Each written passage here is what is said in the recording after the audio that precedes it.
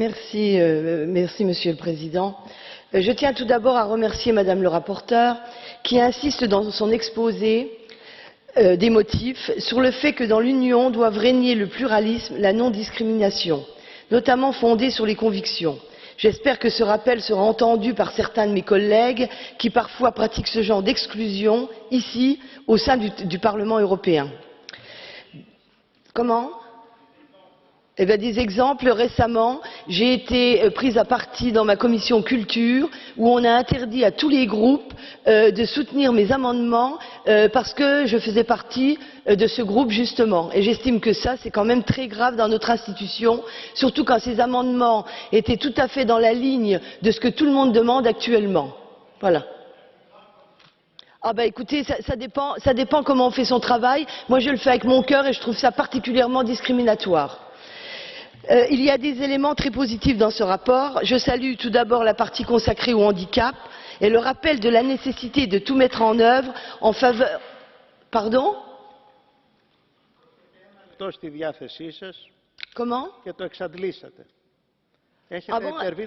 Ah donc on m'interpelle, mais après j'ai pas le droit de répondre, je dois me laisser insulter. Pour moi, si vous doutez vous me traitez de menteuse là. Ah bon, νομίζετε και τον υπερβήκατε το χρόνο. Επομένως, παρακαλώ, καθίστε non, mais c'est pas grave. Donc c'est bien exactement ce que j'ai dit au départ. Je vous remercie. Merci Madame la Présidente. Ce matin, lors des débats sur le rapport Weber concernant l'application de la directive sur l'égalité en matière d'emploi, je n'ai pu terminer mon intervention car coupée par des propos mensongers de Monsieur Lavrieux.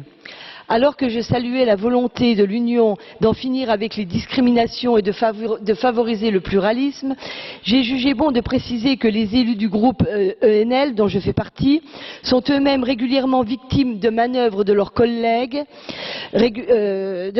Eurolat du Parlement européen en commission culture. Nos amendements sont constamment censurés, y compris quand ils correspondent aux orientations de politique générale voulues par les groupes majoritaires. Jérôme Lavrieux s'est permis de me couper, jugeant que les élus du groupe NL n'étaient pas victimes de discrimination. Cela m'a profondément touchée et de ce fait, je n'ai pu terminer, comme le dit le règlement, mon intervention puisque j'avais dépassé le temps légal. Alors que rien n'a été dit à l'encontre de M. Lavrieux, qui a pu m'interrompre sans rappel à l'ordre.